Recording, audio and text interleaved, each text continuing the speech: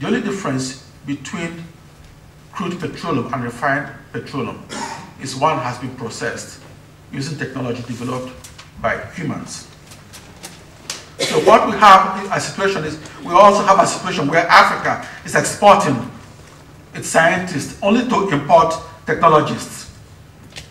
So investing in education and knowledge will enable African nations to refine petroleum in Africa and also save and stem the loss of capital flight away from Africa. So investing in education and knowledge will enable Nigeria to save 40% royalty that it concedes to foreign oil companies. Africa has more natural resources than the West, but the West has more human resources than Africa. The wealth of the 21st century will be derived primarily from knowledge and information. Therefore, we can eradicate poverty in Africa by increasing the collective knowledge or intellectual capital on the continent. And the reason is that knowledge is the engine that drives economic growth of any nation, particularly in the 21st century or in the information age. It is knowledge that will help us set our priorities. If you look at South Africa, for example, 1 in 4 South African adults is infected with HIV virus. Yet South Africa spends 10% of its budget on the military and only spend about 1% on AIDS cases. If we had our priority right, South Africa should be spending 10% on AIDS cases and 1% on the military. So Africa is a continent with enormous potential. Our ancestors possessed an indomitable spirit that enabled them to survive slavery, colonialism, and apartheid. And it is the spirit of the African people that gives me hope for the future. While I urge you to do more for Africa, I want to also acknowledge and thank you for what you have done. Okay, it is the diasporan Africans that remitted billions of dollars to their brothers and sisters at home.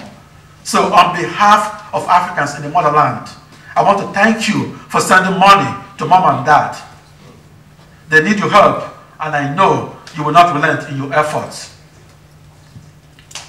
My brothers and sisters, whether you're Jamaican or Afro-Brazilian or Black American or Black Breton, you are an African. When you look in the mirror, you will see that you have an African heritage and that we are from the same family. We need to know our history as well as understand how technology was used to disperse our ancestors into the diaspora. Technology can be both a tool for oppression and for liberation. 500 years ago, it was advances in transportation technology that made it possible to take away our ancestors from Africa, for them to make the journey through the Middle Passage to the New World. And today, it is also further advances in transportation technology that makes it possible for us to be in Africa within a few hours.